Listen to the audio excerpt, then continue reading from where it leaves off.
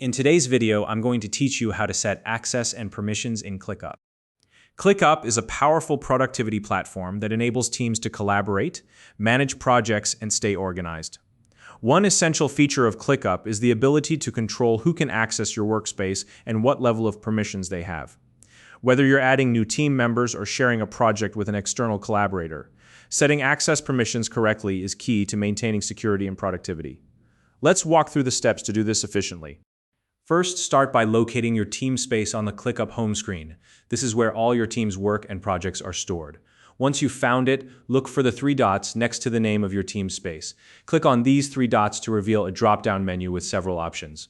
From the drop-down menu, select Sharing and Permissions. This is the section where you can manage who has access to your team space and adjust their roles. Once you've opened this menu, you'll see a field where you can enter the email address of the person you'd like to invite. Simply type in their email address, making sure to double-check for any typos. After entering the email address, click the Invite button. This will send an invitation to that person, granting them access to your team space. If you'd like to share a link instead, just click the Send Private Link option. This will generate a shareable private link that you can copy and send through email, chat, or any other communication method you prefer. Once you've shared access, it's important to choose the right permission level for each user. ClickUp allows you to assign different levels of access, such as full edit, comment, or view only. Carefully select the appropriate level based on what that person needs to do in your team space.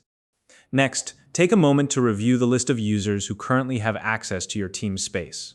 This is a great opportunity to ensure that everyone has the correct permissions. If you notice that something needs to be adjusted, you can easily make changes to their access rights. You'll also want to decide whether your workspace should be set as private or public. A private workspace ensures that only invited users can access it, while a public workspace can be viewed by anyone with the link. Make this decision based on the confidentiality and collaboration needs of your team.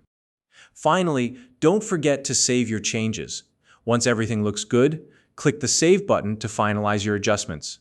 This ensures that all access and permissions are updated and applied.